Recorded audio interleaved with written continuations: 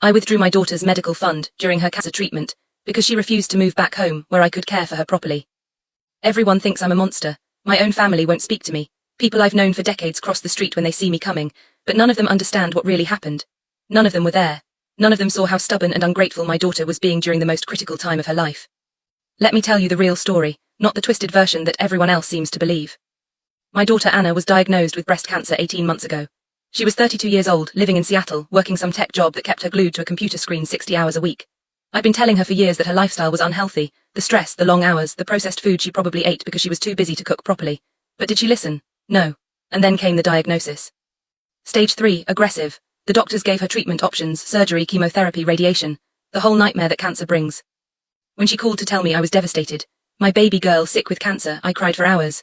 But then I pulled myself together because that's what mothers do. We don't fall apart, we take action. You need to come home, I told her.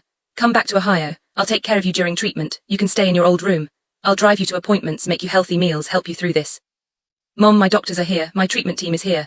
My job has good insurance and they're being flexible about my schedule. I'm staying in Seattle. Seattle, 3,000 miles away from me, from her family, from people who actually loved her. Anna, you can't go through this alone. You need your mother.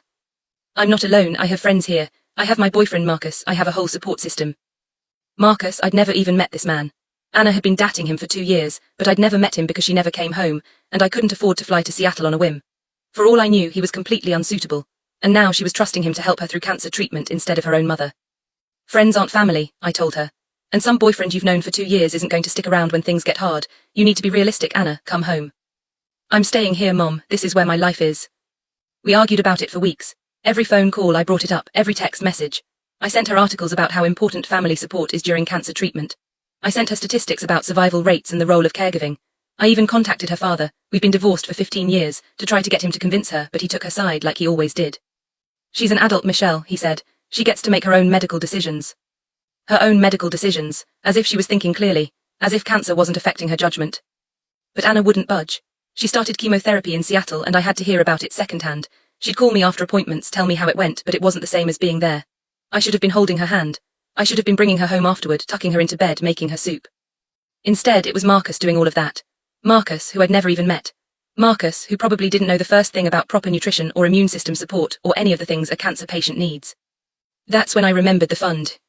When Anna was born, I started a savings account for her. Over the years, I added to it whenever I could. It was meant for her future, college, a wedding, a house down payment, whatever she needed. By the time she was 30, there was almost $50,000 in that account. The account was in my name with Anna as the beneficiary. I'd always planned to transfer it to her when the time was right, but I'd never gotten around to it. Technically, legally, it was my money. I could do whatever I wanted with it. When Anna's medical bills started piling up, I told her about the fund. I have money set aside for you, I said. Almost $50,000. It should help with your treatment costs, the deductibles and copays and whatever insurance doesn't cover. She cried, actually cried with relief. Mom, I don't know what to say, that's incredible, thank you. Of course, sweetheart, I've been saving it your whole life for when you really needed it, and you really need it now. But then I had a thought. Why should I just hand over this money so she could continue making bad decisions? Why should I fund her stubborn insistence on staying in Seattle, away from proper care, away from me? The money gave me leverage. There is one condition, I told her. What kind of condition? I want you to come home, transfer your care to the hospital here, move back into the house. Let me take care of you the right way. If you do that, the money is yours. Silence on the other end of the line. Mom, I can't do that. I told you my doctors are here. My treatment plan is established. Starting over somewhere new would be. Doctors are doctors, Anna. They have hospitals in Ohio too. You can get the same treatment here. It's not that simple, and my whole life is in Seattle. My job, my apartment, Marcus. Your job will be there when you're better. Your apartment can be sublet. And Marcus, I paused. If he really cares about you, he'll understand that you need to be with family right now. He does care about me. He's been amazing through all of this. Then he can visit, but you need to come home, Anna. That's my offer. Come home and you get the money, stay in Seattle and... I didn't finish the sentence, I didn't need to. Are you seriously holding money hostage to try to control where I get cancer treatment? I'm not controlling anything. I'm offering to help you with conditions. That's perfectly reasonable. It's not reasonable, it's manipulative. Don't use that tone with me. I'm your mother and I'm trying to save your life. She hung up on me. Over the next few days, other people started calling.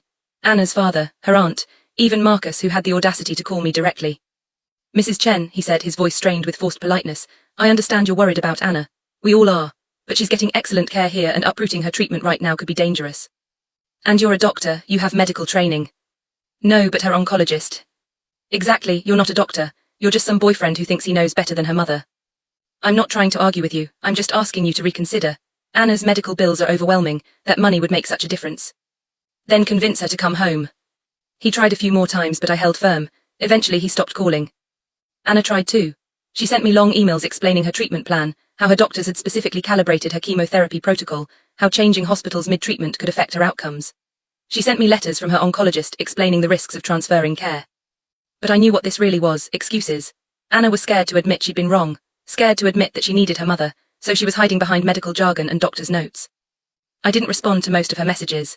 When I did, I kept it simple. Come home and the money is yours. 3 months into her treatment, Anna's insurance denied coverage for some experimental drug her doctors wanted to try. The out-of-pocket cost was $18,000. She called me desperate. Mom, please, I need this drug. The doctors think it could make a real difference, but I can't afford it without the fund.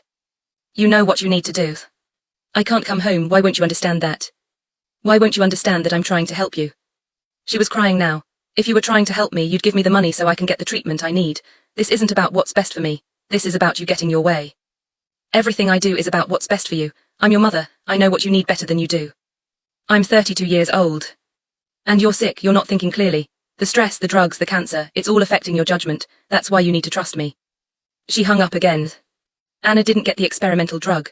I heard later from her aunt that she'd started a GoFundMe to try to raise the money, but it only brought in about $4,000. Not enough. Her treatment continued with the standard protocol. She lost her hair, she lost weight.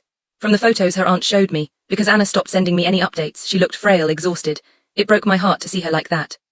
But it also reinforced my conviction that I was right. She needed to be home. She needed proper care, she needed me. 6 months into treatment, Anna's father called me. He was furious. Do you know what you're doing to her? She's drowning in medical debt. She had to quit her job because she was too sick to work. Marcus is working 2 jobs to try to keep them afloat, and you're sitting on $50,000 that could change everything for her. I've offered her the money, she just needs to come home. She can't come home, her doctors are in Seattle, her treatment team knows her case. Starting over would set her back months. That's what she says, but... That's what her oncologist says, I've talked to them, I've seen the treatment plan. Michelle, you're not a doctor, you don't get to make these decisions. I'm her mother's. You're using her cancer to manipulate her, that's what you're doing, and it's disgusting. He hung up before I could respond. But he was wrong, I wasn't manipulating anyone. I was setting boundaries. I was making it clear that if Anna wanted my help, she needed to accept it on my terms. That's not manipulation, that's just basic respect. The months dragged on. Anna's aunt kept me updated, even though Anna had asked her not to. I heard about the good days and the bad days. The days when the chemo made her so sick she couldn't get out of bed. The days when she felt strong enough to take a short walk. The days when Marcus had to carry her to the bathroom because she was too weak to walk on her own. Every update made me more certain that I was right. Anna was suffering, struggling, barely surviving, and it was all because she was too proud to admit she needed to come home. Then, 8 months into treatment, something shifted. Anna stopped asking for the money. She stopped calling altogether. My aunt said Anna had told the family she was done trying to reason with me, done hoping I'd change my mind. She said she'd rather go into debt than give in to your conditions, my aunt told me. She said she won't be manipulated, even if it costs her everything. I was stunned. Didn't she understand that I was trying to help her? Didn't she see that everything I was doing was out of love? That's when I made my decision. If Anna wasn't going to use the money the right way, then she didn't deserve it at all. If she was going to be stubborn and refuse to accept help on reasonable terms, then why should I keep the money sitting in an account, waiting for her to come to her senses? I withdrew the entire fund, all $50,000. I used some of it to renovate Anna's old bedroom. I bought a new bed, new curtains, painted the walls a soothing blue color. I wanted it to be ready for when she finally came home. The rest of the money I put into my own savings. It was my money anyway, I'd earned it. I'd saved it. And if Anna wasn't going to be grateful for it, then I deserved to use it however I wanted. I didn't tell anyone at first. But eventually, Anna's aunt found out somehow, probably from seeing my renovations when she came to visit, and she told the rest of the family. The phone calls started immediately. My ex-husband, you withdrew the money while she's still in treatment. My sister, Michelle, how could you? She's your daughter, she has cancer. My mother, I didn't raise you to be this cruel. Cruel, that word again. But none of them understood. I had offered Anna the money. I had offered to help her, to care for her, to make everything easier. All she had to do was come home. That was it, one simple thing. And she refused. So the consequences were on her, not me. Anna found out about a week later. She didn't call me. She sent a single text message. I know what you did, don't ever contact me again. That was a year ago. Anna finished her treatment 4 months ago. I know this because my sister told me, even though Anna specifically asked the family not to share information with me anymore. The cancer is in remission. She's recovering. She kept her apartment, though she and Marcus had to take on additional roommates to afford the rent. She's swimming in medical debt, over $100,000 according to my sister, and will be paying it off for years. But she's alive. See, she didn't need my money, she didn't need to come home. She survived anyway, which just proves that I was right all along. She was being dramatic about the whole thing. I've tried to reach out a few times. I sent her a card when I heard she'd finished treatment. Congratulations on completing your treatment, I always knew you were strong. Love, Mom. No response. I sent her a message on her birthday. Happy birthday, sweetheart, I hope you're doing well. The door is always open if you want to come home. No response. I even tried calling once, but her number had been changed. My sister is the only family member who still talks to me, and even she keeps me at arm's length now.